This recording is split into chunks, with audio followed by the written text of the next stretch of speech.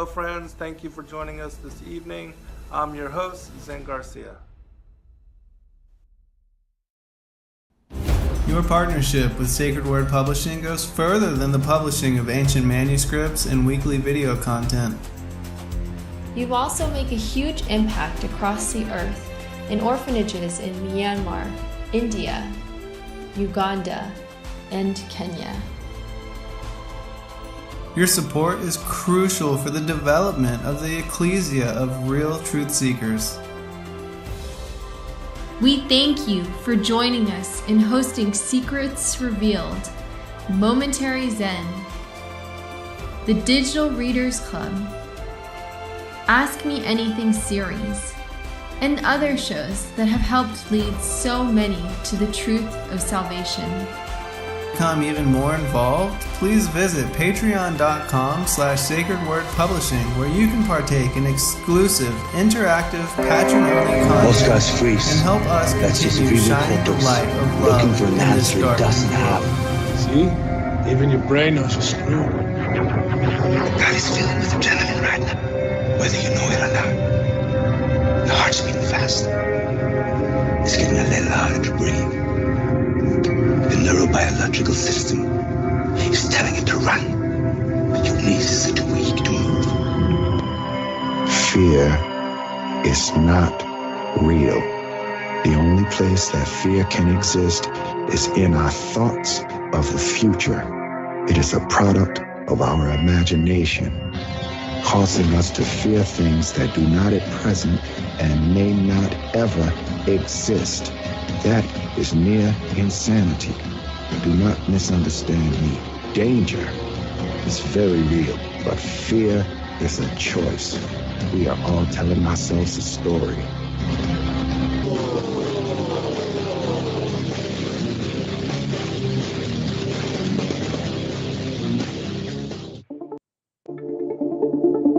Most are afraid of unknown depths, skirting shores thinking world flat, and with the island girls in celebration of new religion.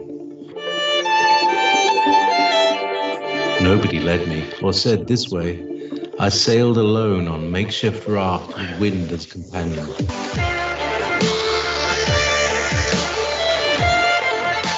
Fate for deliverance, confidence enough to assess new dispositions.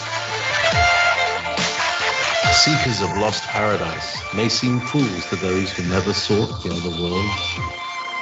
Welcome to Momentary Zen with Zen Garcia. Visit www.fallenangels.tv.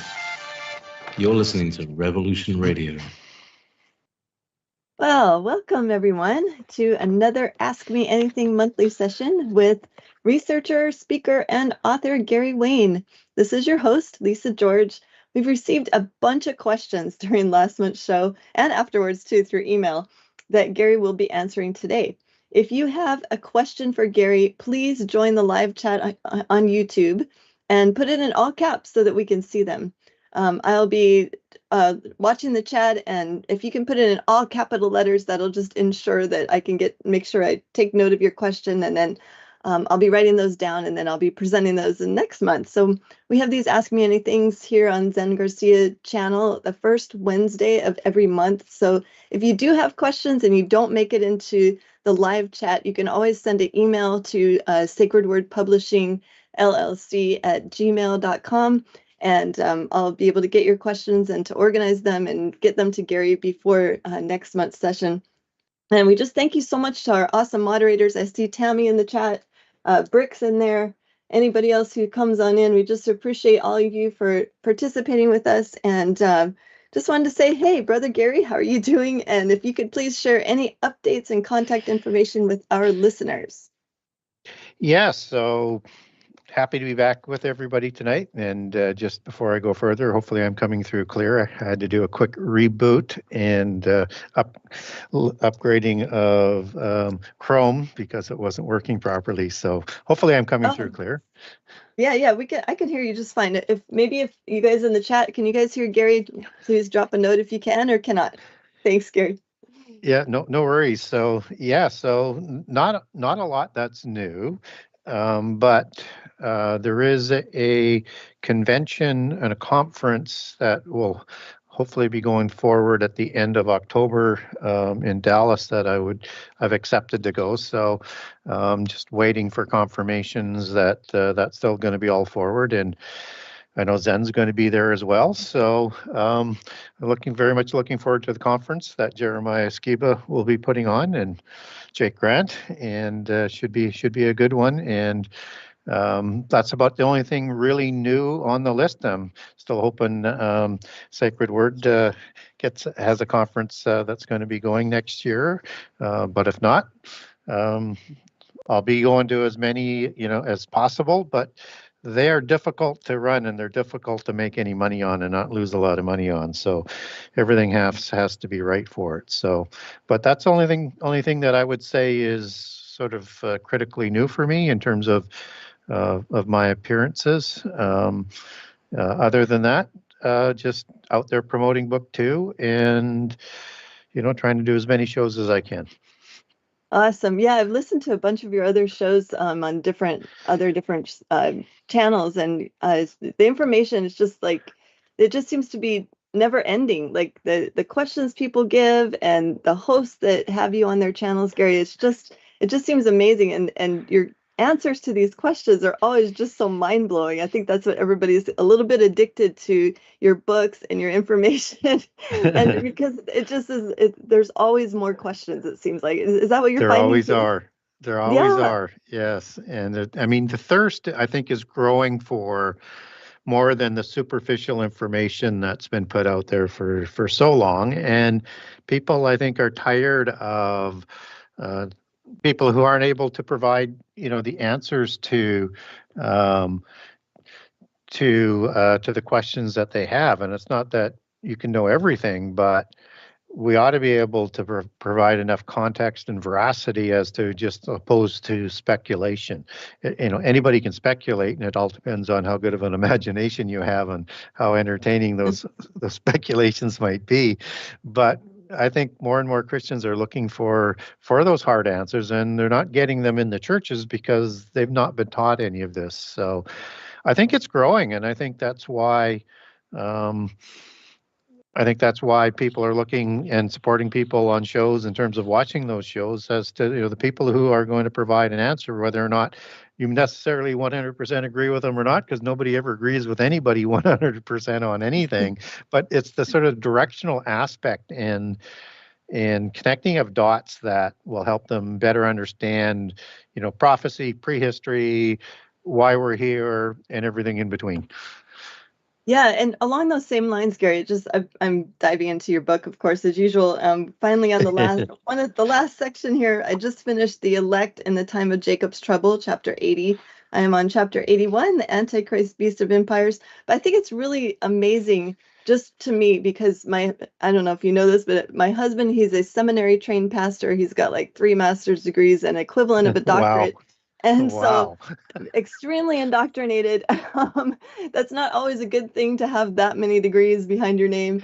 But we taught the pre-trib rapture for so many years. That was what really got me when I first read your first book. When I got to that chapter called The Rapture Tragedy, I said, no, I cannot read this. I can't read this. What if we're wrong? What if we're wrong?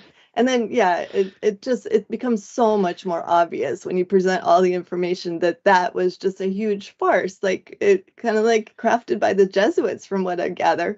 And so to have this information and have the verses and the information to back it up when we're trying to explain it to other people is so valuable. I just really appreciate you for that, Gary. Thank you so much. Terrific. And then neither in book 1 nor book 2 do I really go into all of the passages that support that and deal with passages that people might use that would say there's a different timing on it. I think book 3, I'm definitely going to be having space in there to do more of that. What I'm trying to do in book 2 is to show a little bit more of what I was talking about in prophecy in book 1, but showing my approach on display, right? So I put my approach down in the preface in terms of what I use for my disciplines to try and keep me on track, and to make it as simple as possible. Doesn't mean it's not a lot of work to do, but it's a very simple sort of approach, which I think it probably ought to be. Yes. And that once you get that right, and I might even talk a little bit more about how to put those pieces together that I reference a little bit in book 2 tonight as we get into some areas, because there's no shortcuts.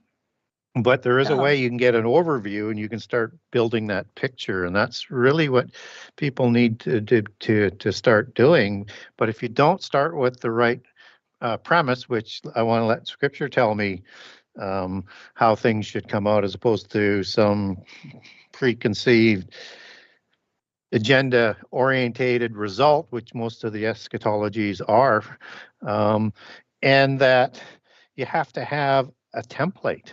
And that's the key. If you understand, once you have the template, the pieces just sort of fall into place. But I'll probably talk a little bit more about that later in the show, because it seems to be over and over and over and over the stumbling block for people trying to understand prophecy.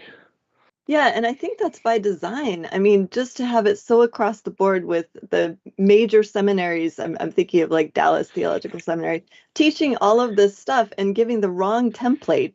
And just, it seems like almost, I mean, it has to be on purpose just to have like all across the board, the major denominations believing all of this. And that's exactly my point. The only template that you have in that approach is that you have to have rapture happen before the last 7 years. Everything else is irrelevant, and you have to either force feed everything in to that understanding, whether the Bible says that or not, reimagine or change what it said, or absolutely ignore inconvenient passages. And those are kind of red flags. So if it was that obvious that it was a pre-trib, you should be able to point to passages that you don't have to bend like a pretzel and then end up being in contradiction with other passages. That should be, and even in terms of how I do it, if people think that I'm trying to change the meaning of a scripture or not, that's good to challenge, because everybody should be held accountable. Or if I'm leaving out a passage, then if I can't fit that in, that would be a legitimate reason to have a doubt. So I think I try and apply the standard to myself and to all other approaches and what other people say. But as I get into that, I really sort of have been learning, and you're always on a learning curve, because if you can't communicate things, or if you can't get people to maybe take a step back and have another look at things, some people are a lot better than others, but a lot of people are absolutely wedded to that preconceived conclusion, and whichever preconceived conclusion style of prophecy that you're lining up for, and they don't want to leave it, period. Right. And so how do we start to get to people to say, hey, let's not be brainwashed. It ought to be supportable, and you have to use logical arguments and scripture to make your case. And I think it starts with just sort of understanding how to put it together, like how to put prophecy together, take off all the blinders, just start piecing it together. Yeah. Oh, and just so you know, Gary, I checked the chat. Everyone can hear you just fine, so no worries about that. But I wanted to ask you real quick. So before you started doing all this research, I believe I read some of your testimony where you had like a revelation. You're reading the late great Planet Earth, Hal Lindsey, and that stance is pretty much pre-trib rapture. Did that used to be your stance before all this research, or were you kind of suspicious of that from the get-go? Well, I didn't know that I should be suspicious of it from the get-go, so I kind of knew nothing. So I'm much unlike your husband. I don't have master's degrees in seminary school. I just decided I want to know whether or not he's being accurate or not, and the only way I can do that is I have to learn the Bible, and that's how I started. So, and he talked about the rapture, and I read a lot of his books, and I thought, oh, that's an interesting concept, rapture. And I'm going, well, I have no reason to disagree with him. He's quoting biblical passages.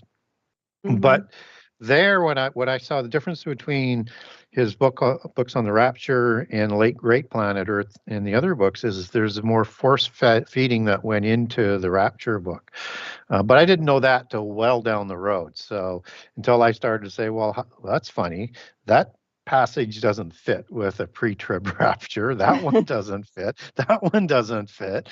And so yeah, no. So I thank the late great author of the late great or the great late, and because he brought me back to Christ, and that's why it's not about agreeing 100% or disagreeing. You can still do good, even though, and you can still talk about things, even though everybody may not agree with what you're talking about. But once I really got into saying, you're either able to communicate the Bible and understand it in a way that is going to hold up to all the rocks that are going to be thrown at you in terms of the criticisms and the challengings of it, or you need to rethink it. And so the real aha moment for me, and there's many on the way, believe me, you think, a lot of times when you just read a verse, it's like, oh, I never read it that way before. That's the greatest aha I have. But it's like the sequence of them as you go. But, the first thing is there has to be a way, like everybody can't be right with all of these different approaches. Right. So, because they all have different timing and outcomes, and it shouldn't be that way. But none of them were totally upfront and honest about putting everything around what Jesus said. And that's, to me, where it starts. And I thought that's a pretty simple thing to say to people, is just put everything around what Jesus said. But they need to know a little bit more on that so that they know how to start doing that. And I think at the last conferences I did, I put Revelation around on it. And I thought that would answer so many more, but actually created more complications because of a couple of steps in there that I would suggest that you do first. And why? Yeah, so that you're talking about Sacred Word Publishing Conference, or is it you did another one since then? Okay, yeah, because I remember your presentation there. Yeah, we were there. It was amazing. It was just, and we look forward to the next conference. I'm personally not sure if we're planning to make it in October, but if we do, it'd be great to see you again, Gary, and maybe we can pick your brain in person. Like I saw so many people doing it at the last conference. Well, it was just awesome to be able to do an AMA live with Zen and have that broadcasted out. So that was awesome. Yeah, that was really cool. But I think we should get to the questions. Just so everyone knows, we did have 2 listeners especially send in questions by email. So we didn't get that many questions in the chat the last time, and I need to go check the chat to see if anyone submitted questions yet so far. So while you're answering the first question, Gary, I'll be doing that. But just so you know, 2 of our listeners, and I'm sure you noticed this on the list, Gary, submitted quite a few questions each, and so we'll probably be addressing those for the majority of the second half of the show for sure. But let's go ahead and start with the first question. This is from Dayton Rogers, and he's asking, did the fallen ones become mortal? And how is Satan going to die as a man, as written in Isaiah? Yeah, it's a really good question. And a lot of people sort of conclude that somehow, some way that these fallen angels, who we would understand through the polytheist lens as the gods of the pantheon, have become mortal. In fact, in polytheism, the parent gods are killed by the offspring gods, and they're somehow dead, even though they are these immortal beings, and that those offspring gods disappear shortly after the flood as well, like Baal for the classic example, and one god that's listed in the Bible for an offspring god ruling the Baalim Council, and all of the Baalim gods of that pantheon, they are killed and disappear. And so you just sort of say, okay, I get that. But if they're fallen angels, we do not have scripture to say that they die. technically. But there are some interesting sort of passages. And so, Dayton's talking about Isaiah 14. I think that's Isaiah 14:12 to 15, where Satan falls from heaven and he's sent to the pit prison. And so that's not necessarily a death. He's not here in the physical body when that happens, but he's in the pit prison, and that also happens in Revelation 20. So when we look at that, that's talking about a prophecy in the future that's fulfilled in Revelation 20 when he's going to go to the pit prison. A lot of people think that's death, and it may be like death because you're in this dark place and you're away from any sort of contact and away from God. We also get a passage in Isaiah 27:1 where it has Leviathan that is going to be killed in the end time as well. And you can make a lot of connections to Leviathan and the female that's destroyed at some time during the creation process, just before, just after, whenever anybody wants, wherever people want to put that. That they're killed as well. But again, they would both be immortal beings if this is sort of a dual understanding, or at least in part, as this being Satan and his consort. She would be in the pit prison, but not dead. Just sort of the same way Satan would be. And I also sometimes wonder whether or not that's why we have a Rahab account, because it's a different name than is used for Leviathan, or a title that could be referring to the consort's name. So just as we sort of understand that, we can then go to Psalms 82, though, and these gods who rule the earth, both before and after the flood, they're going to die like men. And these are, sons of the God Most High. These are angels. So what does that mean, that they're going to die like men? I think what we would look at on that is that if fallen angels can take a physical form, which they do, and have this physical body just as they reproduce, they might lose that body and be put into the prison as a spirit. So you could look at that as kind of a death, just as their offspring would, whose body die, and then the disembodied spirit becomes a demon spirit. Some of them go to the pit prison. Some of them wander the earth, and according to polytheism, some of them actually go to where their gods rule from, in Hades or Sheol, in another dimension, where the pit prison is also located, but in a different sort of location. And so, and when you look at that word die, as you take that back to Hebrew in Psalms 82, it's the Hebrew word moth, and it means the body dies. So I think it might be sort of relating to that physical sort of nature on that end. And so when we look, though, at some other passages, I think this becomes a little bit clearer in terms of what I'm talking about, that these are immortal beings, and the only being that could kill an immortal being would be the God Most High, because he's all powerful. He can do anything.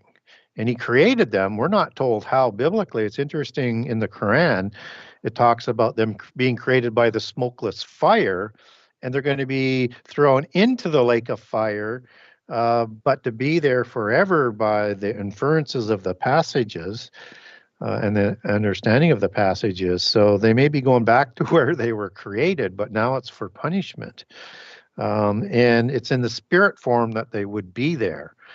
And just as humans in the second death in particular, when they're resurrected in the second resurrection, they're going to be judged. And if they're judged to death, they're going to go to the lake of fire as well, but not to be tortured forever like the people who take the mark of the beast. So there's different things that can happen in this lake of fire.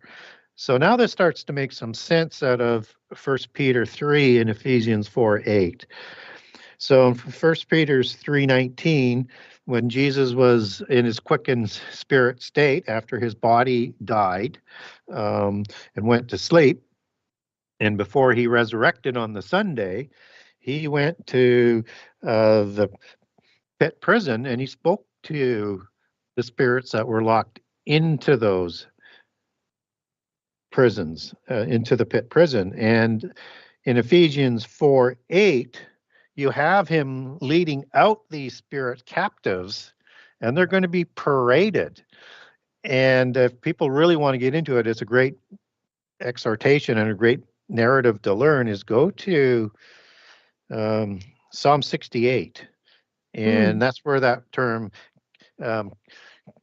captives and captivity, where it's double used there in Ephesians 4:8, is also going to be used there. And then there's one other time it's used, I think it's in the book of Judges, where they're leading out the captives. And same terms that is being used, but they're going to be paraded to Mount Hermon, where the Baalim Council is. And I think that's where they're going to receive their sentence, because a spectacle is made of them.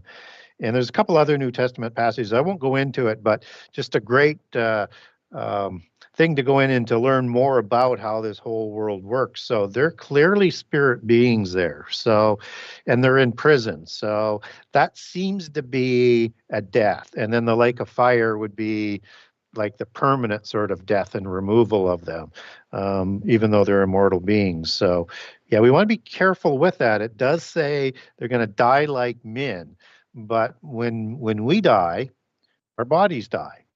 And when we're dead, we're in a sleep-like state, and our spirit goes back to heaven, as Ecclesiastes talks about. And so when we're resurrected, we're going to receive a new body that is like Jesus, just as the same type of body that he took into heaven. It creates something new that can go between the heavenly realm and the earthly realm. All right. Thank you so much, Gary. That was so in-depth. And I believe when you're talking about the two Leviathans, there was a quick question in the chat saying, you mentioned that the female was most likely killed off, and then the male is the one that they're discussing that will be, I mean, in my words, will be filleting the male for the marriage supper of the Lamb. Is that your take on what's going to be happening with the male? Well, the male is the removal of Satan to the prison, just as Revelation 20 has him in the pit prison for 1,000 years. An interesting thing about the Leviathan, it's a hydra. It has multiple heads. We have no idea how many heads, but because Satan, and maybe his consort would be the same if he had a consort, he would have had, multiple heads as well in his original form, just as you have a cherubim that has 4 heads and an Ophanium that has 4 different faces. One wonders whether or not he had more heads, representing maybe all of the different angelic orders and looks, because he's the most unique of the angels, and we know he has seraphim references. We know in Isaiah 14, Hail El Ben Shakar, Hail El Son of the Morning. That's, I think, referencing the morning star order that Job 38 talks about. And he's also referenced as a cherubim in Ezekiel 28 when he's in Eden. So he could have many heads. Wow. and many different looks and many different titles and names for each of those looks. So in the book of Enoch, you have the serpent in Eden named Gadrael, which is Hebrew for God's wall or wall of God. So I'm thinking that's probably Satan in his cherubic form in Eden, as opposed to how the mystics in Judaism, the Kabbalists, they look at Samael as the seraphic or seraphim name for Satan. Right. Oh, there's so many different names. I think it's on purpose to get us all confused as to like, what is this entity truly like and what is the name, right? But along with the you mentioned the cherubim at the Garden of Eden, that goes along with the next question we have from Dayton Rogers. What is the angel at Eden with flaming swords guarding for if man has not been there since the fall? Yeah, it's a good question. So the angel the two angels that are posted there are cherubim, and they have a flaming sword. And so cherubim are kind of referenced as a warrior type of angel biblically, and that would be a classic with that sort of flaming sword. And they're guarding the entrance to Eden. And so Eden, first of all, is a very large place. We know there's 4 rivers that are running through it. And it's also partially, at least in parts of Havilah, which is basically, the eastern land. So there's going to be part that's in the east as well. So I would also suggest that Mount Hermon is in that land as well, and that's going to be the mountain that is, I think, rededicated and retaken. That was when I made a reference to Psalm 68. But the 4 rivers that are running through it are the Euphrates, which we get listed, so that's the eastern border. You also have the Hiddekel, which is thought to be the Tigris River, and you have the Gihon River, which is the Ethiopian River, or in Kush, or in which would be the Nile River by the sounds of it. And you would have the Pison, which nobody really has a sort of a direct reference as to what that one might be, but it certainly could be, and likely, the Jordan River, because that's like the only one that would be in the middle of any of those 4 types of rivers. And I won't go into some of the other details on it, because I know I could talk a long time on this. So just to sort of isolate the territory. So Genesis 15, shortcutting what I was about to talk a little bit about, you have the same land that's being offered to Abraham in Genesis 15, where the giants are all occupying it. It's from the Nile to the Euphrates. So to Mount Hermon, to the Red Sea, Sea of Aqaba, Indian Ocean to the south. So that's the land. So what are they guarding? And so we have to remember that it's probably was only guarded until the flood comes, because we're not told of any guards in Eden after, and we certainly, from a physical perspective, don't have access to it, but yet we know it's on the earth, at least from the descriptions that we get in Genesis 2. There are a couple of things that were in there, though, that were very, very important. There's a passage in Ezekiel 31 that starts to shed light on there's more going on with the trees than we spend a lot of time on, and that's a prophecy about the trees of Eden, and maybe allegories for the different types of trees for the number of the fallen angels that were in Eden as well. But there's also 2 interesting trees. One is the tree of the knowledge of good and evil, and we don't have a record of that existing after the flood, only from before the flood. And the tree of life, which, again, we're basically going to have access to something like that with the water in the future time, but that seemingly is the immortality that was provided in the physical world for Adam and Eve to be able to eat from that tree. And so when they eat from the tree of the knowledge of good and evil, they're told, you're going to be like gods, and you're surely not going to die. Well, they just lost their immortality by doing so, and then they were ostracized and no longer had access to that tree. And I think that's what the cherubim were there to guard. Mostly the tree of life, but secondly, there may be more knowledge of good and evil that could be consumed that would not want to be out in the world. And there might be other kinds of trees that we just don't know, we haven't been told about. Right. Wow. Thank you for that, Gary. Okay, let's go on to the next question. This is from Living, and she's asking, would it be safe to say that when the fallen angels saw the daughters of men, it wasn't because they were pretty, but female, and they could be used as tools of reproduction for their corrupt plan? Yeah, I think that's a plausible statement, that it was more for the purpose and the requirement. But the thing is fallen angels could also take a female form and could have had sex with a human male and done the same thing. But then there would be sort of the mother of it, and which implies caring and things like that. But doesn't mean that we don't get examples in other religions, polytheist religions, where you have fallen angels as a female producing offspring with a human male or a giant male. Gilgamesh would be classic example, son of King Lugalbanda of Uruk and the fertility goddess Nin. There are other examples, but just to point that out. But with the information that we do have is we have essentially male angels that they take in a male form, taking the daughters of men. So Genesis 2 kind of dispels that it's just the purpose, that it was probably also lust involved as well, along with the purpose, and probably along with some coaching by Satan as well, even though that we don't have that in the verse, but just my addition on that. In Genesis 6:2, it says the women were fair.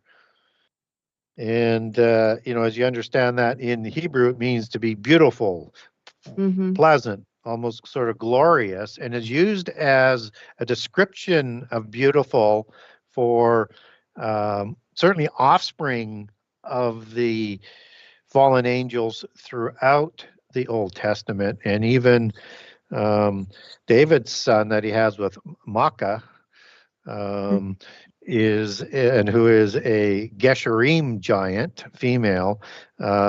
Absalom is called fair as well. So fair is a description of beauty, male or female, and sometimes with a glowing sort of look, and sometimes with blonde hair or strawberry blonde hair. But those are the types of descriptions that are used. So one deduces that beauty had something to do with it as well.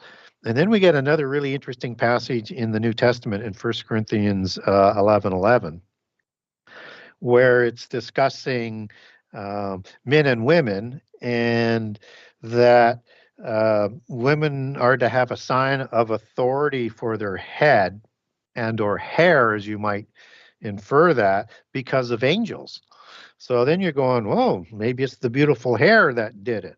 So sign is the Greek word exousia, which can mean an angel, but usually an angel of authority. And so you could use authority or sign there, or protection from fallen angels. This is why you're supposed to cover your hair. And in verse 13, it talks about women who are not permitted to pray in the temple unless they're covered. They cover their head. And in verses 14 to 15, it says, long hair for men is a shame, but for women, long hair is a glory. And that's understood as magnificence or beauty. So all of this goes to the suggestion that if women need to be protecting themselves from enticing fallen angels, even in the time of Paul, then lust has a lot to do with it as well. Great answer, Gary. There's a lot of people in the chat appreciate you answering this as well, and it is a very interesting question. But we have another interesting question from one of our moderators. Brick is asking, what is the Ginun Gagap biblically? I'm sorry if I pronounced that wrong. I've never heard of that before. Have you, Gary? Yeah, I have. And typically I don't like to answer questions on words I can't pronounce, but I will do my best. Okay. So I sort of look at it as Gunaga Gap, and it's out of Norse mythology. And it's in reference to, because we don't get antediluvian prehistory out of the Norse. It's generally with the offspring gods, and Odin is a Pan-like horn god of the post-diluvian, and one of the chief god of that time. And he's talking about this Gunuga gap. And I may be pronouncing that wrong, but it's the only way I don't put my tongue into a knot. So just to apologize if I didn't get it right for anybody. And what it means and what they're talking about and how it's used in some of these Norse mythologies or history means a gaping abyss. And it could also be translated as a wide yawning abyss, like this the allegory is you open your mouth and you have this really huge canyon, right? That would be sort of the allegory. And it's used for the primordial void of angelic beings or their gods. So sometime in prehistory, in this primordial void, it's also understood in those books as being magical powers that is a filled space, and understood as chaos. And so this chaos is like this darkness where the gods would dwell in the time and the period of this void. Maybe it was different before, you're not told that in it, and maybe it was different afterwards, but you're not told that. At least I could not find, when I did some research on that it was before or after. We weren't really told anything sort of about that, but the inference is because it comes downstream and from the pantheon of offspring gods ruling after the flood, that this chaos is the same chaos that's used in polytheism, where like Middle Earth in the north is formed from, that Lord of the Rings is based on, from an antediluvian perspective, and that's, the land. And it's really important to understand that this chaos is known as the darkness in polytheism. And Marvel Comics actually uses this as well. Why should anybody find that surprising? Because I think it's in Second Enoch that they call the offspring of the gods, the giants, as the marvelous ones, and that's where Marvel Comics comes from. So, anyways, there's understanding of this Ganuga gap is a void that existed before creation of the world, where the gods lived, or the elder gods, which I use as the parent gods. So this is a story being told by Odin, an offspring god, about the elder gods. So again, you start to see how that interconnects in all of the other polytheist accountings around the world. So the chaos is also known in Genesis 1:2, which is the question that's being asked, how do we get there biblically? And that's in Genesis 1:2, after you get the world was without form and was void, and void is bohu, and a formless is basically tuhu, and it means to become a ruin. And this is the darkness that is also talked about in Genesis 1:2. And then when you get into day one, that's when God creates light, and light enters the world. That's Jesus. That's the word at that point being inserted in, and he's going to bring his light to the world, just as he talks about he is the light in the darkness. And you can go through all of this in complete detail, and I advise people to reread John 1 and then John 8 to get the rest of the details as to Jesus talking about the light. So this is when you're getting either a creation of the earth, or you're getting a renewal of the earth, as Psalms 104:30 talks about. When God sends his Holy Spirit, the earth is renewed. And this is also a creation accounting in Psalms 104, along with the creation of the angels, which are created before the earth is created. And we know that they're celebrating before the rebellion in Job 38:4-7, where the sons of God and the morning star order are celebrating creation, that was built on the foundations of the earth. So you could make a case, as just sort of continuing with it, and I won't spend the rest of the show doing the renewal of the earth or the gap theory, but this is where something has become void. And after, I think, the angelic rebellion, that's where they're going to live, in this destroyed world. And I think polytheism is helping us understand our own Bible, not misleading us, because I base everything on what the Bible says.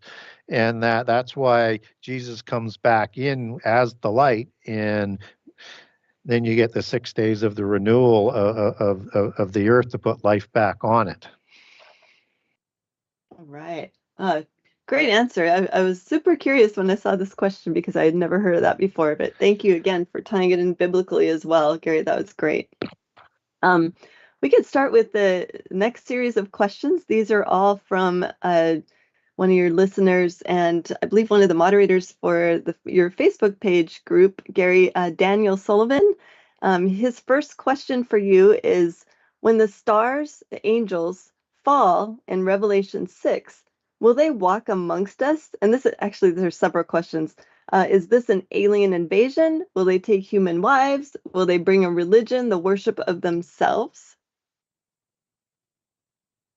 Yeah, it's a really, really good question. And yeah, and it says, I just want people to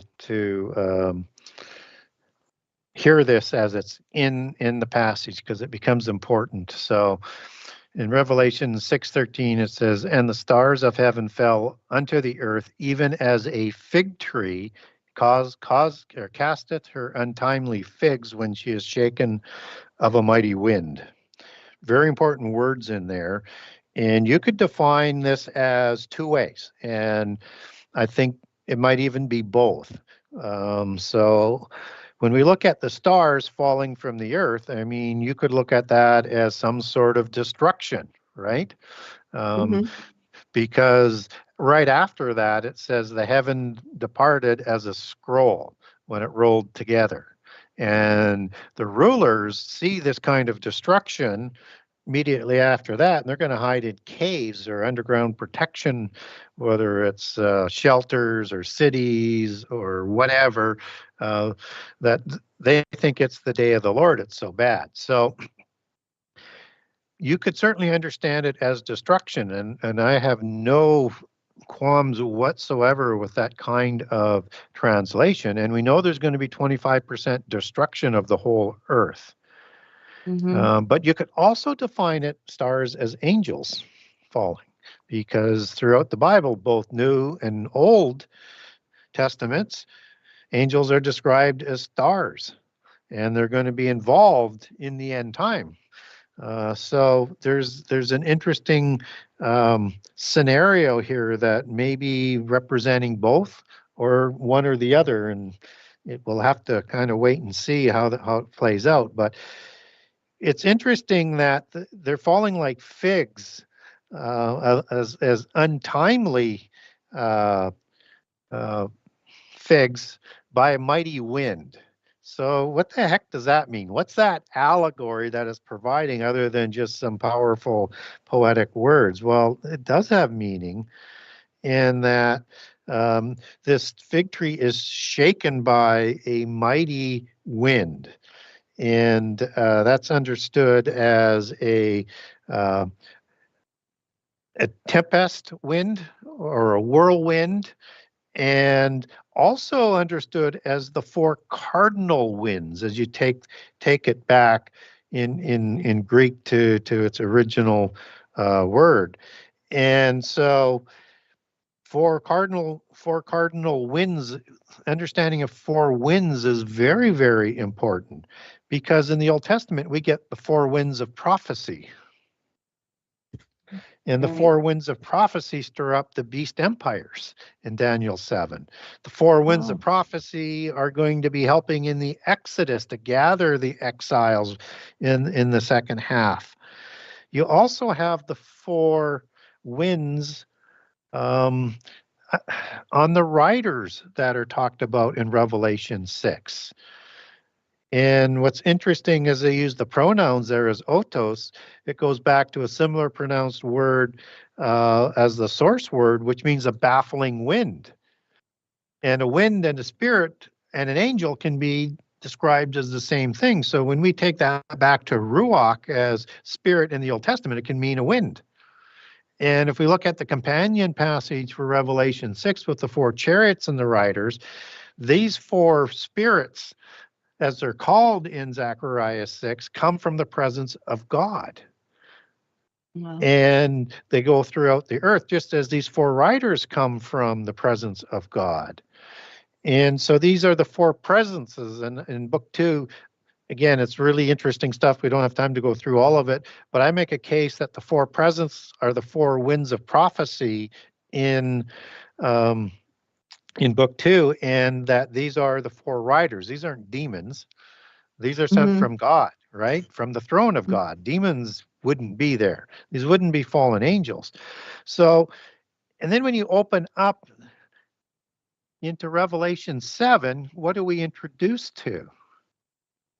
And it said, and after these things I saw 4 angels standing on the 4 corners of the earth, holding the 4 winds of the earth, that the wind should not blow on the earth, nor on the sea, nor on any tree.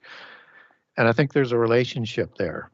So I definitely think that you could interpret those stars falling as a beginning of the fallen angels that weren't sent to the pit prison are going to be part of the last 7 years. They're going to walk amongst us like the days of Noah, both before and after the flood.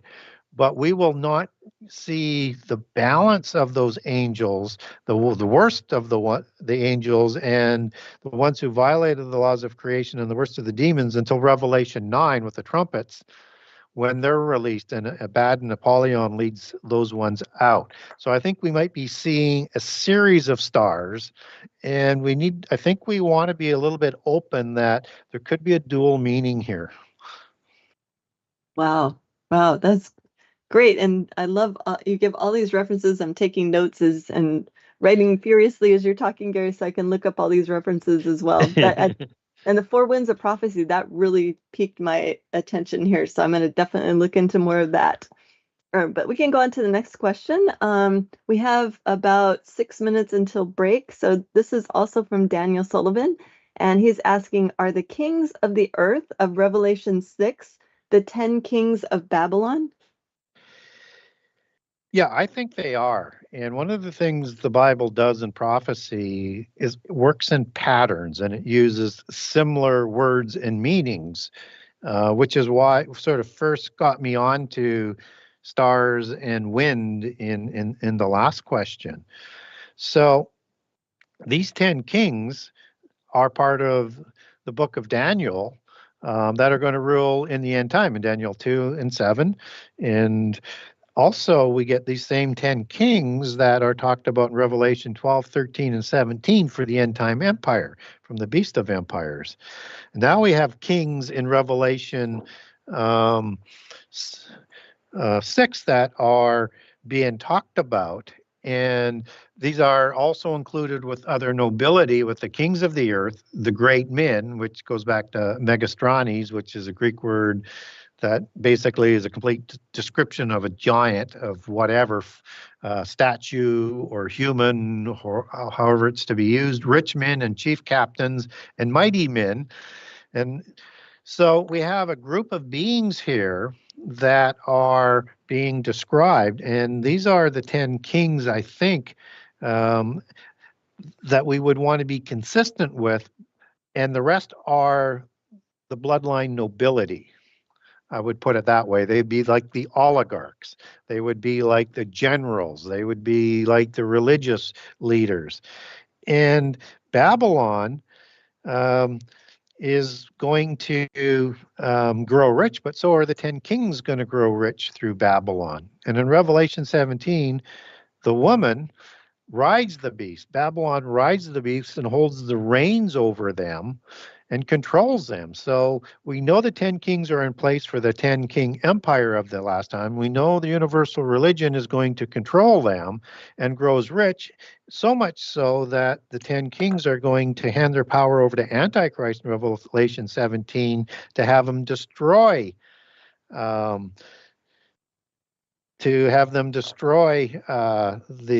Babylon religion, and Babylon's going to get destroyed at the midpoint of the last 7 years. So everything's lining up within the hour, which is a great prophetic hour and a repeating pattern that people should take more note of, I think.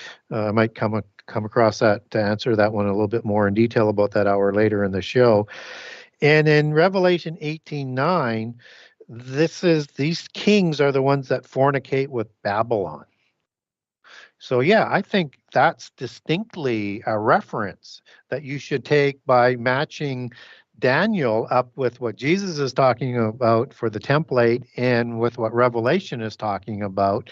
And I think you would look at that as those are the 10 kings of the world. They're not named as 10 kings. There could be subservient kings as vassal kings in other countries to the chief sort of king, just as we saw in ancient history as well. But from a simplistic perspective, I would say there's a definite reference and inclusion of the 10 kings. Yeah, that's an extremely interesting topic, Gary. And I think that, I don't know if you remember, I would put some stuff up in your Facebook group, just the research that I've done, just because I always thought, like the only kings and rulers of the earth that are really public, it seems, especially in the US and Canada, are like the Windsor family, the England royals, I guess you could call them. But there's so many more. There's all these other royal families over the different European nations, and they all seem to be related. And we don't really hear too much about the other royal families in the media anyway, but we know they own the media. And so to me, it would only make sense that the only way that these rulers can get their huge ego satisfied, because we know they're descendants of the Nephilim with really high levels of both dragon and elven fairy bloodlines in the men and the women. And so it seems like the only way that they could be known and worshipped by the public is if they become famous characters that are acting in different famous shows in the media which they own. So that's kind of where I'm coming from, is matching up their faces, and we know they use a lot of disguises and things, but to me, that's the only way that these people can get their worship. What are your thoughts on that? Yeah, I think so too. And there's a definite hierarchy and organizational structure that goes on with all of that. So it's something that I think we've been dumbed down not to dig deeper into. And there's a lot more there. I know there's so many things to investigate, but that would be certainly one of the areas to explore a lot more. And I think the Old Testament helps us out a little bit here as well in terms of these kings, that they are going to be the fatlings that are sacrificed in Bashan in the Ezekiel 9 or 38 and 39 war.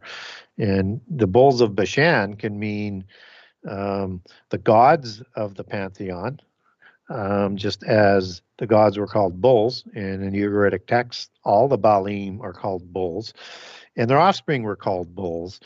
And we may have even had both of those that were taunting Jesus on the cross as the bulls of Bashan in the book of Psalms, in the prophecy there. So I think there's a connection here that these specific kings would be those bulls.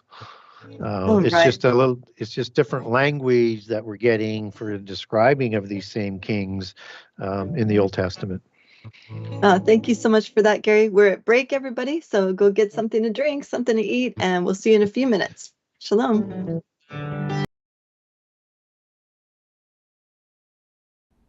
Your partnership with Sacred Word Publishing goes further than the publishing of ancient manuscripts and weekly video content.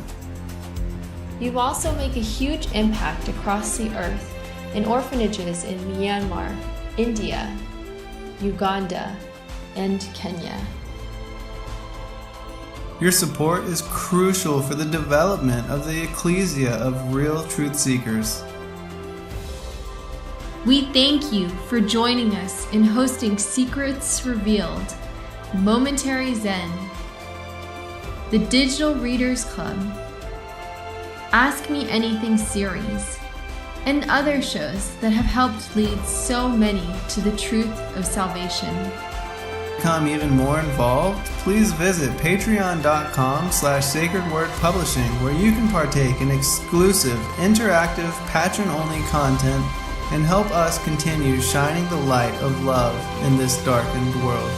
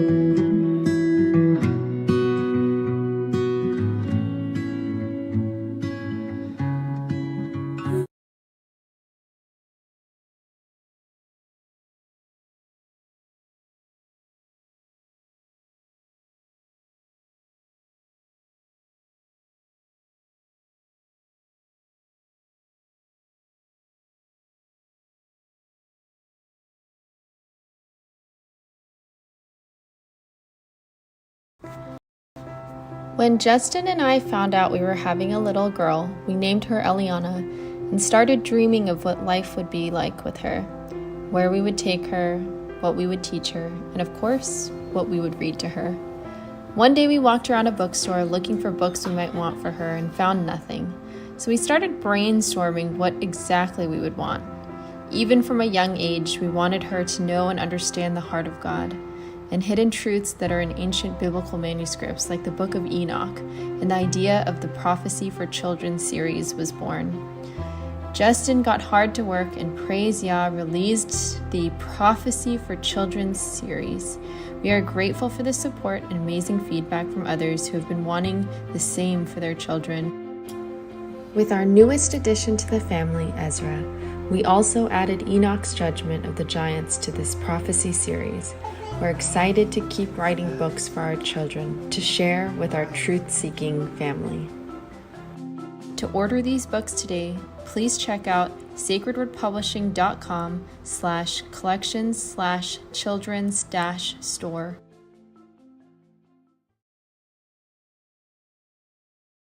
Revolution Radio at freedomslips.com, the one place where information never sleeps. Revolution Radio. All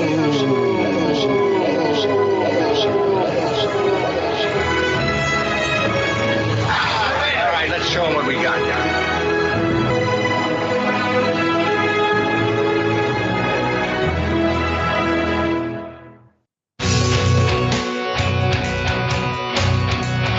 All right, thanks for listening while we took that short break here at Revolution Radio, freedomslips.com. And now we're going to get back to your host.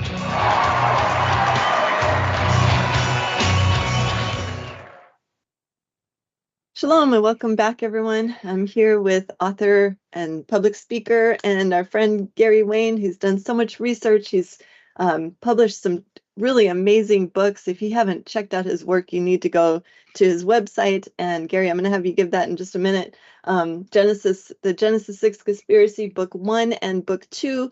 And from what Gary says, you don't need to really read those in order. But for me, it really helped to have all the information in Book 1 before I got into Book 2. And also a little bit of background in the Bible as well. But it's very in-depth research. You'll get a lot out of it. I highly recommend you dive into these books that Gary's written. And Gary, maybe you could give that information, how to contact you, and for those just coming into the chat. Yeah, it's the easiest way to do all of that is to go to my website, the Genesis6conspiracy.com. That's Genesis 6, the number 6conspiracy.com. And on that website, there's a contact the author icon that you can click on, and that'll send an email through to me, and I'll send you information you're looking for or answer your question depending on what you're looking for. And also on the website is the ability to purchase my book. You can get signed copy directly from me if you want to support me directly, but I'm good either way. So go to the Buy Now page, and there is a page 1, page 2, and page 3. Page 1 is for book 1, page 2 is for book 2. And if you want to bundle and get discounts, you can do that on page 3.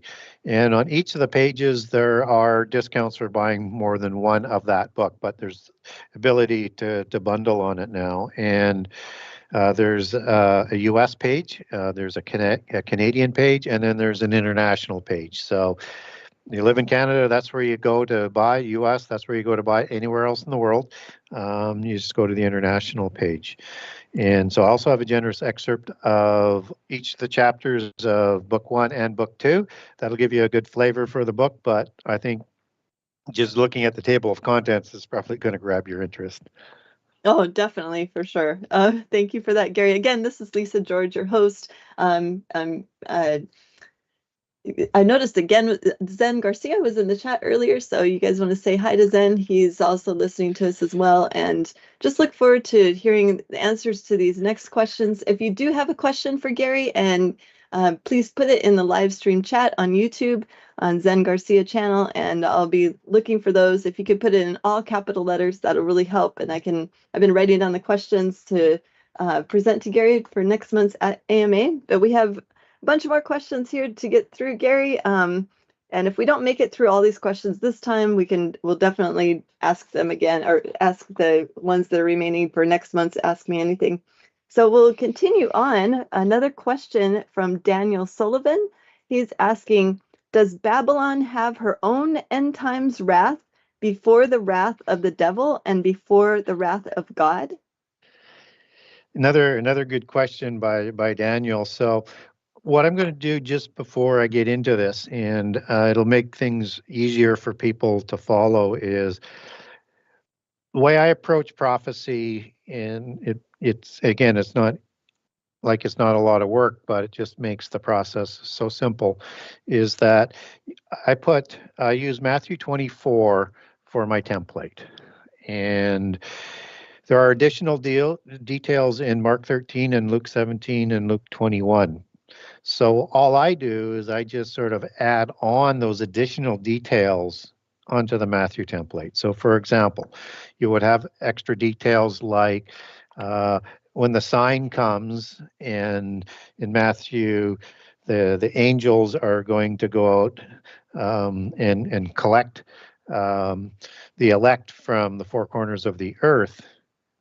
Book of Mark in 1327 says they're going to not only collect the elect, but take them to heaven, right? So that's a rapture prophecy there, because there's people of Israel are not taken directly to heaven. We get no scripture for that whatsoever, and the elect is used, I think, 23 times in the New Testament for the church. So, and you can use elect for Israel as well, but you have to use some discernment as to who it's applying to. Or during the time of the falling away, and we'll be coming back to that a little bit later. That's in Matthew.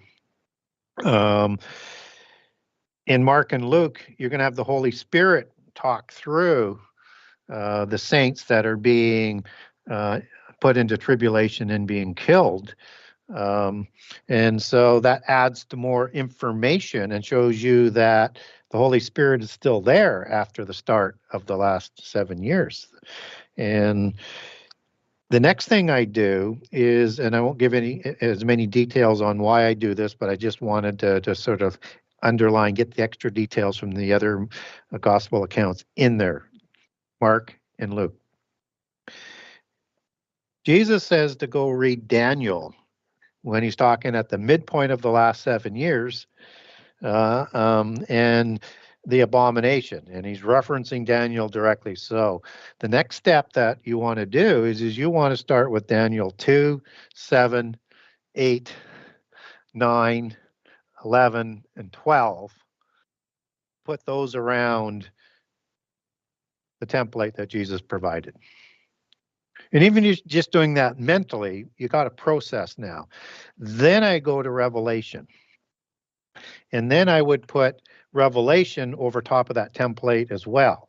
Both are the testimony of Jesus, but I want to be respectful of not adding or changing or deleting anything from Revelation. I want to use it. I just will put it on Jesus' original template, and it's going to have to fit. So separate out the first 5 chapters as the time of the churches that John's going to take those letters to those 7 churches. Revelation 6 will be about the start of the last 7 years. Could be just before, could be just after. I would lean, if anything, just before.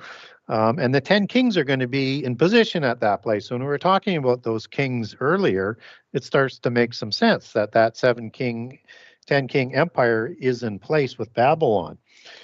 And then from Revelation 6 to, let's say, Revelation 14:7, to after the angel preaches the last of the gospel, but all the preaching of the gospel in the first 3.5 years with the 2 witnesses and the 144,000 in with Matthew 24:23, where first the gospel has to be preached and then the end will come. The end will be the last 3.5 years that he's talking about after the abomination, which is very important to understand when we get into another question that has come up. So Revelation 14:8 forward with the destruction of Babylon at the midpoint of the last 7 years, in the same hour that the 10 kings hand their power over to Antichrist to destroy Babylon and he comes to power and rules for 3.5 years, then you'll put the summary of those events as your major events of the last 3.5 years, from destruction of Babylon to the harvest, which is Armageddon. And then you get the details of those events in Revelation 15 to 19. Now, to make it easy, just go and collect the rest of the New Testament prophecies on rapture or anything else that you want to refer to, and put those into your template.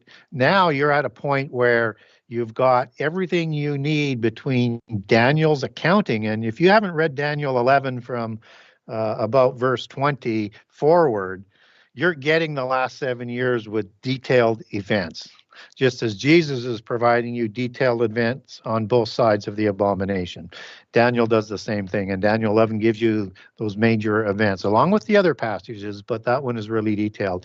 Then you can go in any order you want. You can, or just as you come across a prophecy in the Old Testament, you'll fit it in anywhere. Yeah, so a lot of work, but a simple process. Yeah, and I really appreciate that Matthew 24 template, because after we read your first book, that's what we started doing, because we had to get through all of that mumbo jumbo from seminary, from from my husband being a pastor in a 501c3 church for almost a decade, just all of the teachings and everything to weed through. That's why I really appreciate your approach from it, Gary, where you didn't have to weed through all that. You just went to the Bible directly, which is what it seems like it should just be a no-brainer to just go straight to the Bible. But because of all of the other junk that we're learning in college and through the different association with different 501c3 churches, it's hard to get to that point. But once we realized that template, that Matthew 24 was so solid, then you can layer, like you said, all these other ones on top of it. And just really appreciate that, Gary. Thank you. Next question from Daniel Sullivan as well. Go ahead. I didn't answer his Babylon question yet. So. Oh. Okay, we won't go on yet. Okay, sorry about that. Okay, Gary. does Babylon have her own end times wrath before the wrath of the devil and before the wrath of God? And the answer is yes, but it's in that same period. So as we talked about in Revelation 17, where the 10 kings hand their power over to Antichrist in 1 hour, this is also an hour of destruction as well. So it's in that same hour, and it's the first event of the last 7.5 years. And in Revelation 14:10, it says, that she's going to drink the wine of wrath. That is the Greek word thumos. From the cup of indignation, Greek word orge. Orge and thumos are used interchangeably for indignation and wrath all throughout the New Testament. Do not confuse it with tribulation, which is the Greek word thalipsis. And I don't want to get in too far into that right now, but tribulation is for the saints, wrath is for the ungodly, is the simple and quickest way to sort of get that on the table. So Revelation 17 says that Babylon is going to be destroyed by fire, a fire destruction that's reserved for the end time that 2 Peter 3 talks about. And it's a destruction like Sodom and Gomorrah. And she's made desolate in Revelation 18 in 1 hour. So this happens as the first major event of the Great Tribulation that happens right after the abomination. It's not that tribulation and wrath are the same, because the year of the Lord's wrath happens in the last year, and before and after, it happens after the year of the Lord's favor, and then you have the year of the Lord's wrath. And so this is at the beginning of the Great Tribulation versus the tribulation of the saints that we'll probably get to before the show is over as well. And this is not the pouring out of the wrath bowls yet. That happens for the last year as well. But this is in the reign of the Antichrist. But it's part of the end, because that's a complete sort of period, just as you have Jacob's trouble in Jeremiah 37, that Israel is going to be saved out of in the second Exodus. So they're part of that same period, but it's not at the same point as when Babylon is going to be destructed, but it's in Hebrew Sarah, cognate thalipses for tribulation or affliction, and means exactly the same thing. So it's going to be in that period, but the year of the Lord's wrath is a special series of events, and we shouldn't put them before the first year if you want to understand the chronology and not get mixed up. So yes, it is a special wrath of God as it's described in its destruction, but it isn't the year of the Lord's wrath when the wrath bowls are poured out. And it happens before we get an introduction to the wrath bowls as well. So again, look at the chronology, look at how it lines up, and all of a sudden everything starts to fit. Yeah, and you lay out a lot of this in writing in your book. Like I just finished these chapters, the tribulation of the saints, and following that one is the great tribulation. And so, yeah, you make it very clear the differences between those words of wrath, and tribulation. So I think that's super important to know. They don't teach that in the church, as far as I know, anyway. And it's just great to have it laid out right there and just super clear. Thank you again, Gary. So are we ready to move to the next question? Yes, we are. Okay, right on. And this is from Daniel Sullivan again. What is the timing of the last day of John 6, verse 44, 6, verse 54, 11, verse 24, 12, verse 48? Why do you think that it is called the last day? Yeah, and it's a really good point because these passages can really confuse people or allow people to manipulate scripture and turn it into a pretzel. So be aware of it when it comes up. So in 644, 654, and 1124, last day, and day specifically, there's nothing special about the word last, but in the Greek, in the meaning of day, and that's the Greek word haimia, and it means the last day of the present age before the end comes. And how do we know that? It means the last day of this present age, but the caveat in the meaning of it is when Christ returns to set up his kingdom. And so Christ is going to be coming back, and whether or not people want to agree on the timing of a pre-trib or a mid-trib, he's coming first for rapture. That's what we do know with the passages. And I think it's a mid-trib rap, but he comes at that point in time. And these are the people that are going to be resurrected on that day when he comes. So Christ, the first fruits, and then when he comes, those who sleep and those who are still alive. And then as you get further on into 1 Corinthians 15, you find out the rest of the detail on all of that. So as you get into, say, 1 Corinthians 15:50 or so, you're going to get the fuller definition to that resurrection sequence. And so connect those two when you're looking at that as well. Now, John 12:48 is interesting. Because even though the word is the same, this is talking about 12:48 as those who rejected Jesus that was sent to them by God. And the only person that would have reference here, because it's talking about Jesus earlier, is Jesus. So this is talking about Judah and the rejection of the Messiah and the one that they pierced.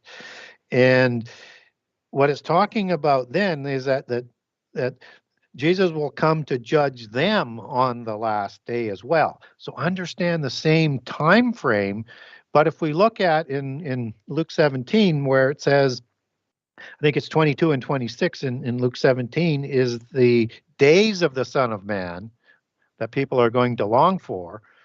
Then you can look at that passage and say, well, there might be multiple days. And then if you match that up with Hosea 9:7, where it's the days of his visitation, referring to the Lord Jehovah, who is the word of God, as I've talked about, the equivalent Jehovah of the Elohim is the original form of the word logos of the God Theos. So if you match those up, everything starts to make sense. And so Jesus has a few days, and he's going to come back first for rapture, and the resurrection. Then he's coming back for second Exodus and the reconciliation of Israel and Judah in the year of the Lord's favor, and judgment and resurrection in the same period as Jacob's trouble in that last 3.5 years, which is the cognate word sarah for the cognate version that we see in the Greek as Philippes for tribulation.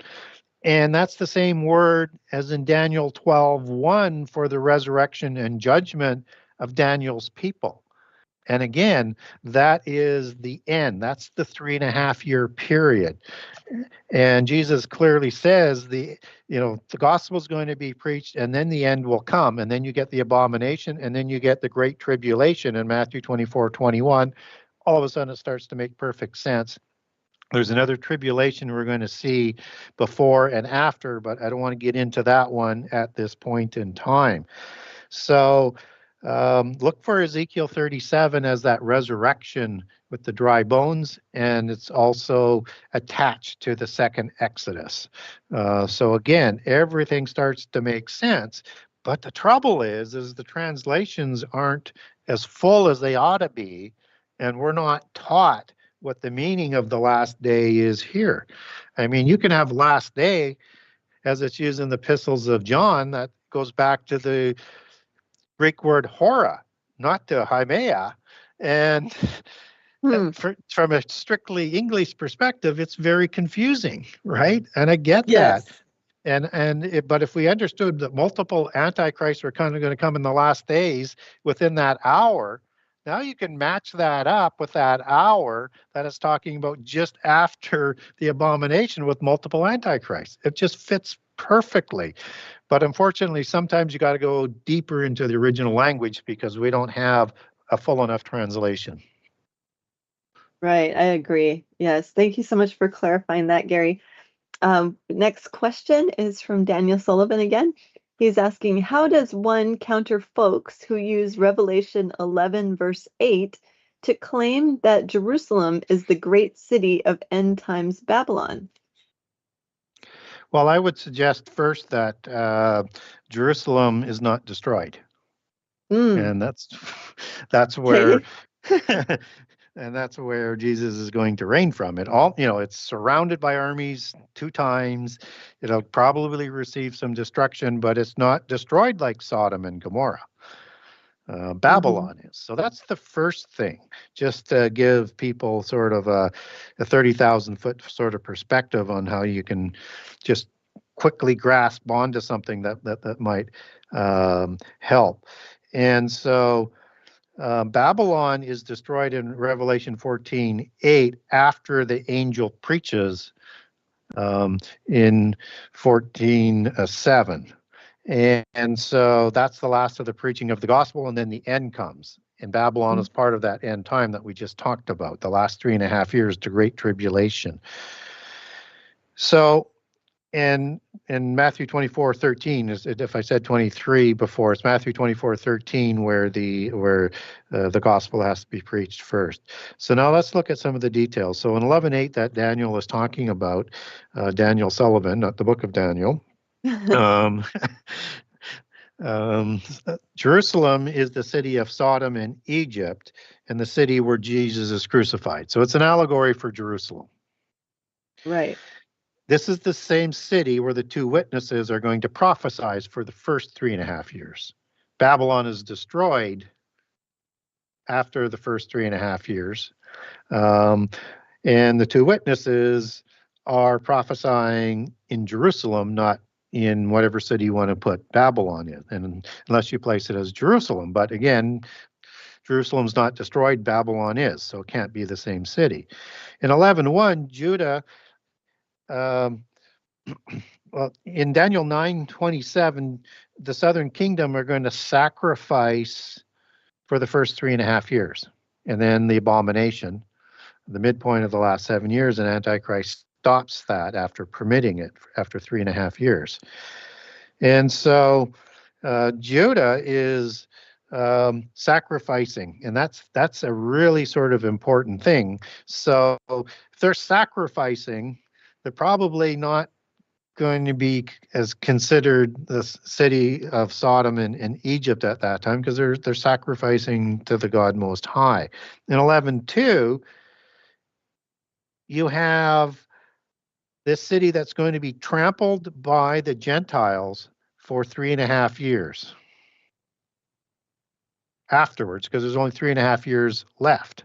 And so after Babylon, and how we get there is through the book of Luke. So that's why we're putting Revelation onto the template that has been overlaid with the extra detail onto Matthew from Luke. And in Luke 21, 20 to 27 and verse 24, we get some interesting details that really helps us in the timing. And this is when the armies are surrounding Jerusalem and the abomination just falls. Daniel 11 has the same accounting for Antichrist taking his armies down there, and the abomination happens after that. And then the two witnesses are killed after he invades, and then he sets up the abomination, is how that sequence sort of goes. And in verse 24, it says, then Jerusalem will be trodden down by the Gentiles until the time of the Gentiles are fulfilled. So the wrath reserved for the Great Tribulation is the last 3.5 years, the end, and the time when the Gentiles will be fulfilled and they will be judged at that period of time. So all of that is going to Jerusalem, not being Babylon that's destroyed, and that's the details you use to separate it. All right. Wow. That's very thorough, because we've encountered these people also that they're trying to say that Jerusalem is not the great city of end times Babylon, but to me, like what you just said, it's very clear in the Bible. Okay, so if you use the template in the order, all of a sudden that's the only place you can place it. It just that's where it locks in. Yeah, exactly. And it would make sense that, this is why Jerusalem is such a huge central point in the media today. Just and I'm sure it will continue to be so. So it becomes Sodom after Antichrist reigns over it. That's sort of the punchline. It becomes like Sodom, the new city of light, right? But it's a polytheist city at that point. Wow. All right. Thank you again for that answer, Gary. This is the last question from Daniel Sullivan, and then we'll move into some more questions from another listener. Daniel's last question is, if Matthew 24, and this is your template again, Gary, is chronological, and if the Great Tribulation is the wrath of God, why is the coming of Jesus for the gathering of his elect placed after the wrath of God? Well, it's as we've talked about earlier in the show, is Matthew 24:21, after the abomination begins the end, and this is the last 3.5 years. Now, just so that people can follow along here to a certain degree, in Mark 13:19, you get the parallel account. And it doesn't use the word tribulation there, it uses the word affliction. Still the same Greek word thalipses. But again, the consistency of the translation can be confusing, but it's the same set of events. So we want to understand it from the Greek word, and it's, it can also mean trouble. It can also mean persecution and anguish, but they all essentially are nuances of the same word. So tribulation is not wrath, as what we talked about. And we have to sort of keep that in mind. And in Acts 22, just to walk through this kind of quickly, it says, this is talking about, basically the Jerusalem church, and before the Rome church is establishing, it says, confirming the souls of the disciples and exhorting them to continue in faith, and that we must, through much tribulation, enter into the kingdom of God. So nothing is new under the sun. What was will be again. Just as they went through tribulation, we go through tribulation. It's just sort of a degree.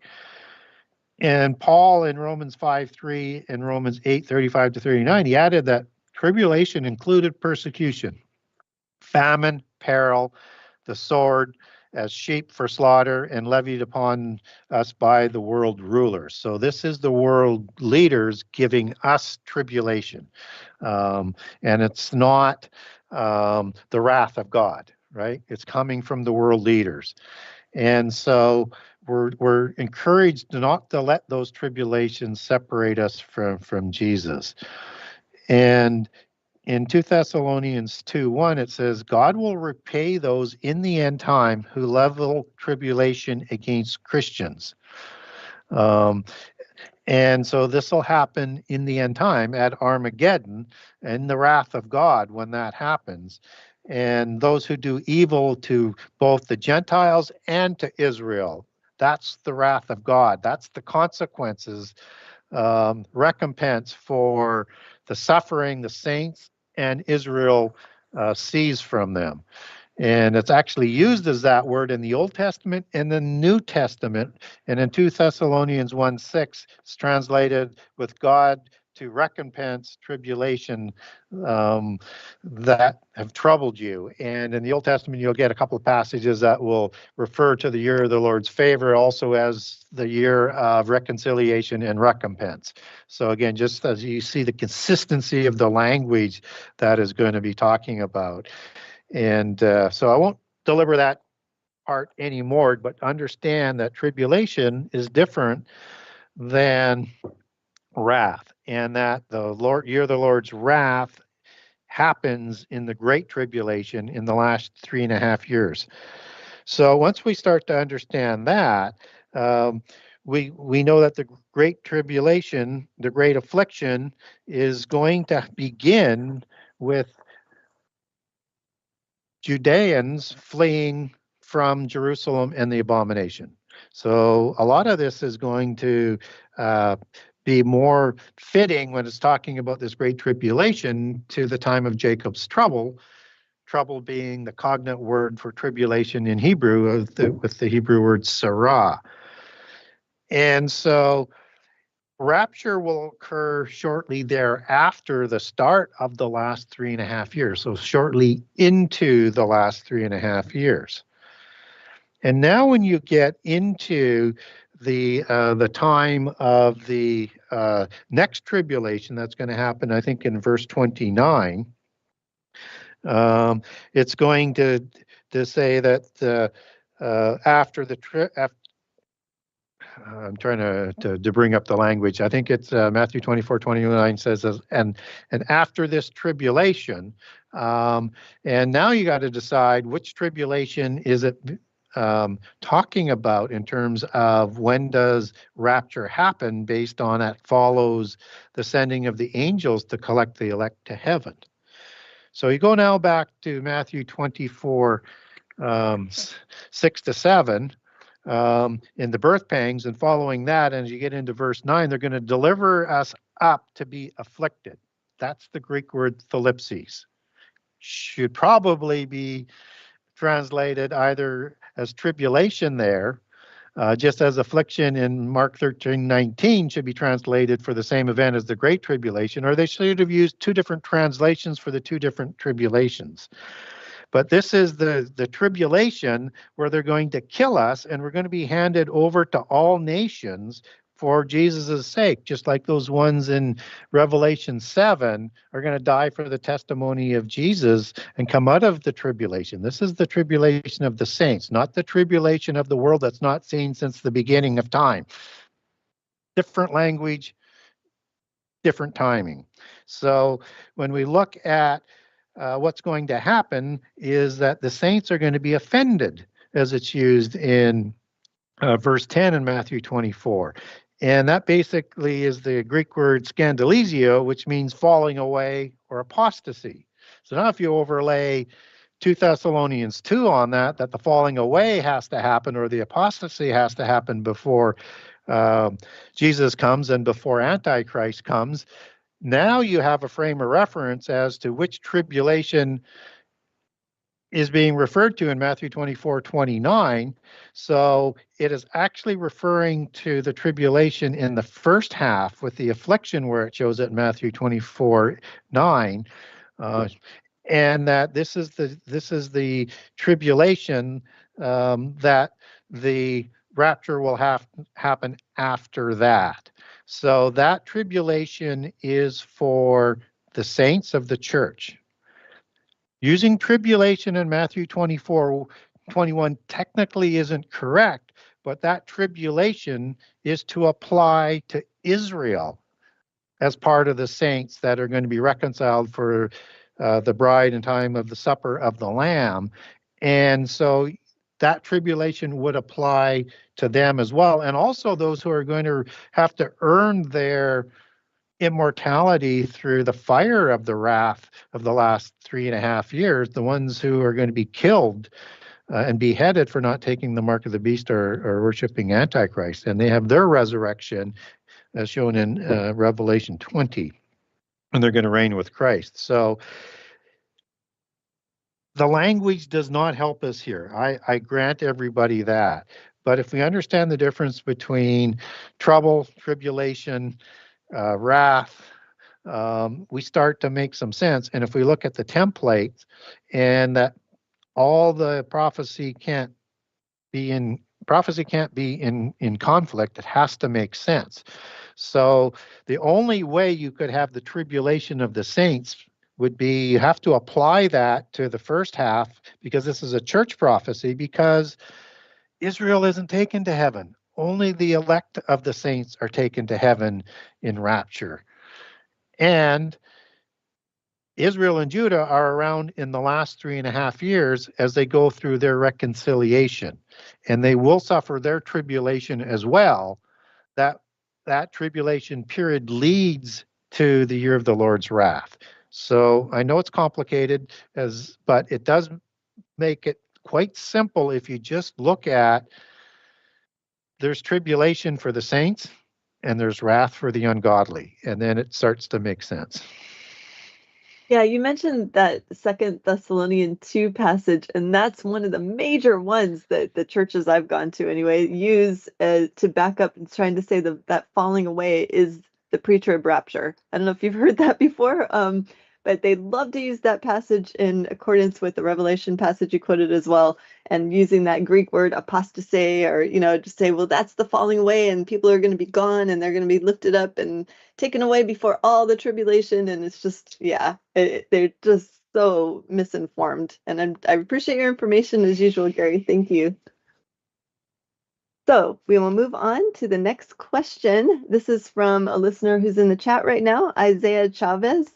He is asking, how does one articulate Christ's sacrifice when Jews, among others, question if human sacrifice is kosher to God in the Torah framework? Yeah, I think we want to be careful with the end result as a sacrifice and what a sacrifice is. So when the Jewish people were doing a sacrifice to atone their sins and to honor the God, they were using animals, and they were doing that themselves to gain atonement. So what happens with Jesus, he becomes the Word that's going to become flesh, and he's the one who creates all things in John 1, even the angels in Colossians 1.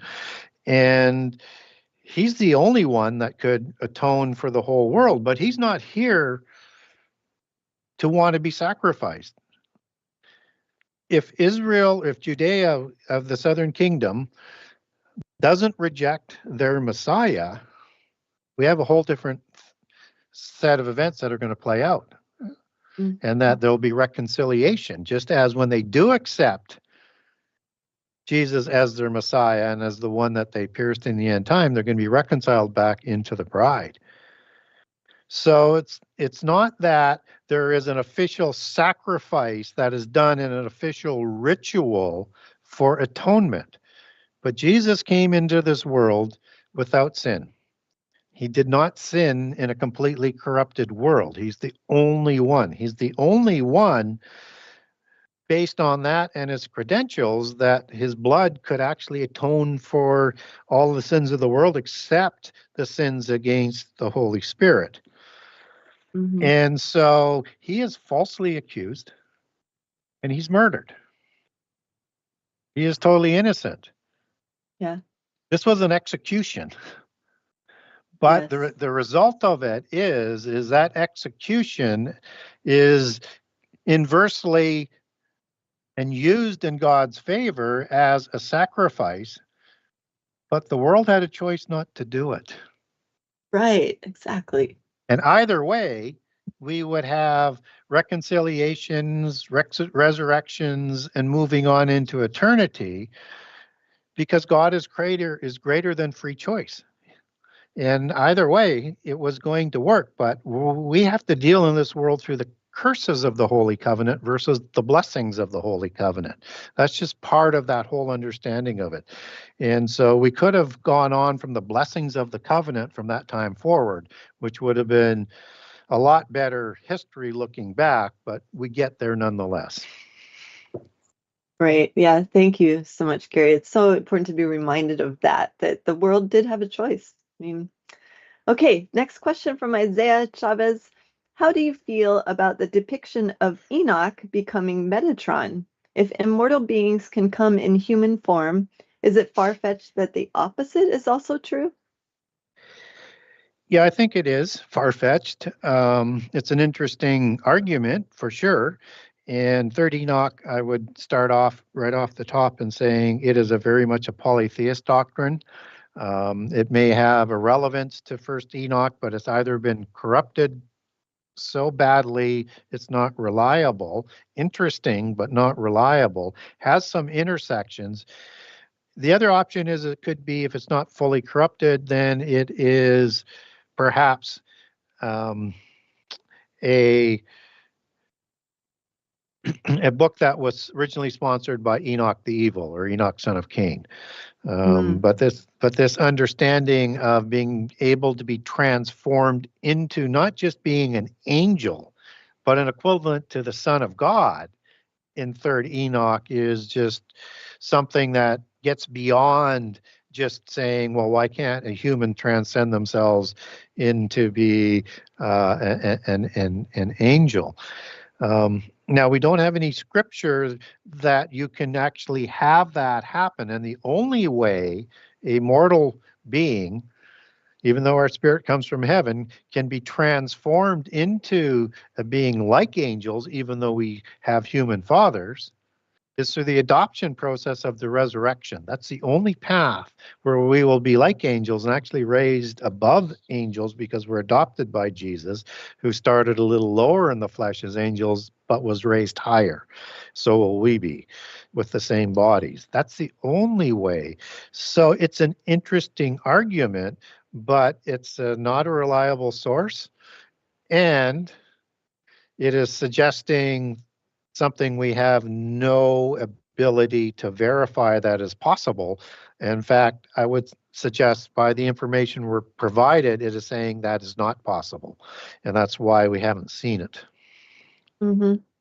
Yeah, whenever I hear that word Metatron, I mean, I've read both the Enoch, second and third Enoch, and the Targum as well, it's where it mentions it. But I always think of the Transformers movie for some reason when I hear that word Metatron. It's like too very close to Megatron, and again, Hollywood using verses in ancient manuscripts to make their videos and movies, right? Well, and the metaverses. Yeah, in the metaverse. Yeah, exactly. The metaverse and is that Marvel? I think that came out with yeah, Doctor Strange or something. Yes. Okay, thank you again for that answer, Gary. Next question, also from Isaiah Chavez. What is one extra biblical text you recommend that somebody not read, and why? That's a pretty good question. Well, there's a lot. Which one do you choose? There's just so many. Well, I would get it down to not read would be the History of Freemasonry by Albert Mackey, and it comes out of the larger version that they call the Polychronicon. I quote it a lot in book 1, and you certainly get the other side's look at the same events. But it has so much information in detail. I think it kind of leads to people saying, well, maybe they know more about what's going on than what we're being told in the Bible, because the secret societies like to take the Bible and mix it into their history. and then only use the pieces that they like. So that's where that opens the doors up, and also it opens the door up that their belief system is completely interpretive, and you have to be an adept to understand it. So now it opens people up to the idea, well, there's a lot of people that talk about an interpretive approach with the Bible. That's a polytheist doctrine that's infected monotheism. Okay. Thank you. Thanks for that, Gary. And I think I've actually read that. After I read your first book, I thought, oh, I'm interested in reading this one. So I know what you're talking about. Yeah. It does make it sound like they know a lot when actually we should be referring to the Bible. Okay. Yeah, and I might say the same thing about Lawrence Gardner as well. But I've also read his books after reading yours.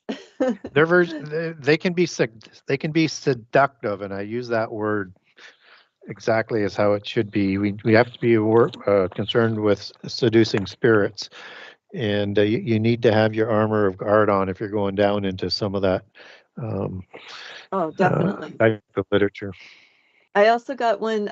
I'm not sure if it was after reading your book or someone else's, called The Hiram Key. Are you aware of that one? It's another.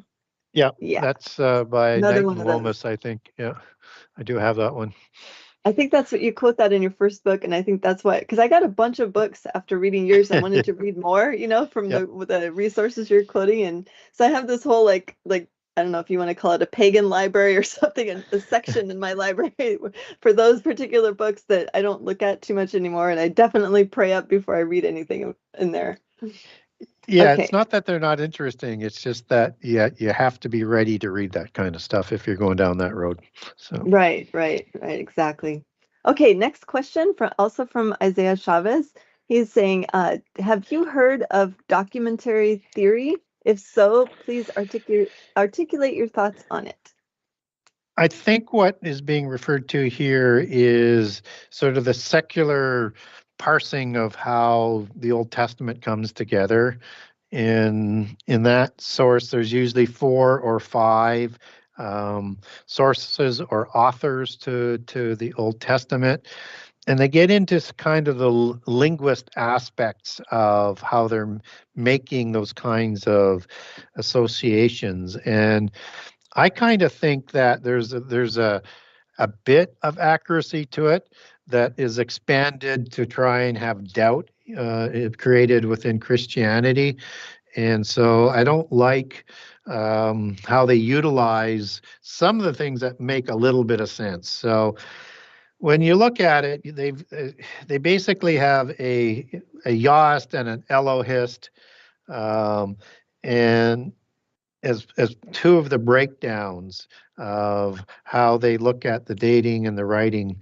They have a Deuteronomic one and also a priest, and they're looking at the syntax, or looking at use of words, and looking at interesting things. So, and I don't think you need to look at things from a Yahweh or an Elohim or El or Elion perspective as being 2 different writers and maybe 2 different belief systems is kind of what they may actually be inferring there, which is why it's so important to understand that Jehovah of the Elohim, it's in the Bible from the beginning. It's not one that's going to be used in favor of the other necessarily. And the one that has the most context is Jehovah of the Elohim, who is the Word of God, because he's going to be involved in the covenants beginning with Adam. He's going to be with the covenants of Noah, the covenants of Abraham, Jacob, Isaac, Israel.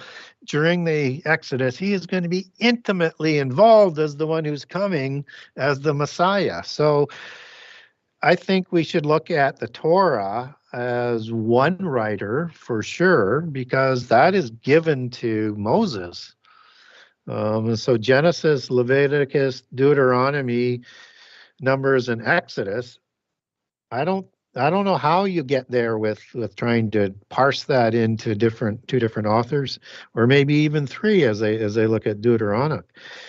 And then the other books, as we get after the life of Moses, as they're being written as part of history, you could have multiple writers. And influences from that point forward. But to take that concept from Joshua forward to what was dictated to Moses, that's where I draw the line and say, no, I'll look at your arguments again for the rest of the Old Testament, but not for the stuff that Moses was given. Okay, great. Thank you, Gary. Next question, and it looks like we have about 7 minutes left. We have 2 questions left. We'll see if we can get both of them. These are both from Isaiah Chavez again. He's asking, how do you navigate between the different manuscript traditions of the Masoretic, the Septuagint, Samaritan, and Dead Sea Scrolls? Do you have a preference? Yeah, I do. I like the Masoretic text. And I kind of got there through the different translations into English. And so where I started was I would use 6 different Bibles, and I would look at important passages in all of those 6 different translations to try and understand why they're translated slightly different and sometimes quite a bit different. The Septuagint I never got into later on into my research, and I'm not real keen on the Septuagint. I think it has a lot of issues and errors and a lot of Greek biases from the culture that's been overlaid into it. So it's not that I don't know it. It's not that it's not interesting, but it's got a lot of issues. And even with the creating of the KJV, it wasn't one of the source documents for translation. It was used for reference very slightly, was part of the process, but they were relying on the Masoretic text. So I like the Masoretic text because I know Jesus would have been using that, and he testified to its veracity. And I know people will say, well, the Jewish people after Jesus changed it. We don't have any proof of that. Nothing that makes any sort of sense. And one of the reasons for being not only was to be the nation of priests that are going to produce the Messiah, but also to guard the translations of the Masoretic text as it became known as. So what I do is I take the KJV back to the Hebrew and the Greek, and I will look at the Aramaic translations coming out of the Dead Sea, and I'll look at how they do the translations, but in Hebrew, it doesn't really make much difference. It's how it's translated into the English that gets to be the differences. So one of the classic examples, for example, is Deuteronomy 32, 8 through 10, where it's got the sons of Israel. And as it's in the KJV, and between the Dead Sea Scrolls and the Septuagint, it's going to be either translated as angels in the Septuagint and or sons of God in the Dead Sea Scroll versions. And so they're all not incorrect. It's just that Israel is a compound word.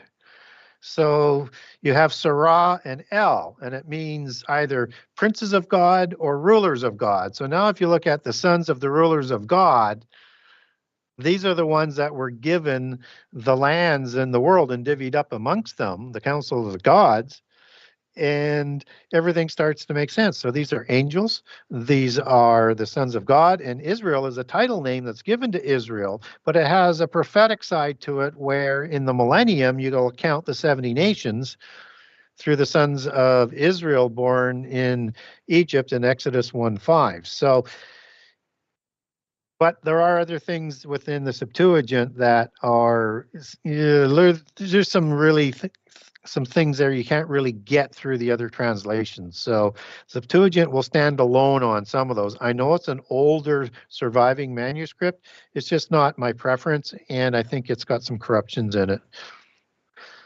All right. Also use Bible Hub if you don't want to take it back to the Hebrew. It'll give you like 20 different English translations of the same verse. Oh yeah, I use Bible Hub all the time. So just because I want to just see what the other translations say, because the words in Hebrew and Greek and Aramaic can all be translated into several different words in English. So it's important to look at those two. Okay. Last question, Gary, from Isaiah Chavez. He's asking, what is your opinion of Messiah, son of Joseph, or Ephraim, given the fact that Samaritans only believe in that Messiah and Jesus seemed to convince them that he was their Messiah? Yeah, so if we're talking about this Messiah, son of Joseph, or Ephraim, this is a Jewish mystical doctrine as well from the Talmud and the Midrash. And what they have is basically four people coming back in the Messianic period. And so I don't follow it. I don't find it scriptural, but basically there's going to be a Messiah ben David, which is, you could say, is Jesus. So not a different person. You have a Elijah, which is going to come and make the way for the Messiah biblically. And you also have the righteous priest, which is Melchizedek, which is Jesus anyways, in my reconciliation. So that only leaves Messiah ben David, and that is, I'm sorry, not David, but Messiah or Messiah ben Joseph or Yusuf, as it's in the Hebrew. And Joseph doesn't have any sort of relationship to the Messiah, but certainly Joseph had a lot of royal type of inheritances that were given to him and through Ephraim and Manasseh, but there's just no connection that I could find that I would make to Joseph. Having said that, Antichrist figures tend to. So I'd be very, very careful with that. Oh, great. Yeah, that's good to know and good to be aware of. Thank you again, Gary. So that brings us to the conclusion of our questions. Thank you all for submitting questions into the chat today. And if you missed the live stream today, you're listening to this not live, you can always send questions you might have for Gary to Sacred Word Publishing LLC at gmail.com. And just do that before the last week of this month and in preparation for the first Wednesday of what is it? Is it May already? Oh my goodness. The first week of May will be our next Ask Me Anything with Gary. And we just we thank you all. Thank you, moderators, for keeping everything friendly. And we love you all. Thank you, Gary. And we'll see you next time. Shalom.